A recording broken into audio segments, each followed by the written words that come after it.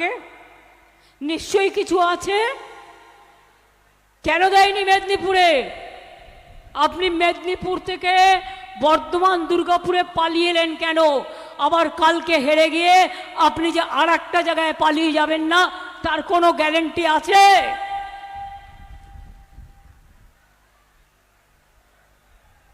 কি বলে বেড়াচ্ছেন?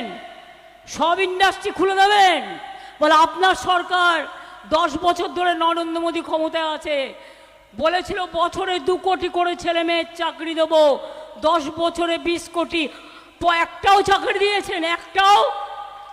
বরঞ্চ আমাদের শিক্ষক শিক্ষিকারা চাকরি করছে, আর আপনারা চাকরি খেকো বাঘ হয়ে গেছেন, চাকরিগুলোকে খেয়ে নিচ্ছেন। লজ্জা করে না? सब इंडस्ट्री खुल देगा।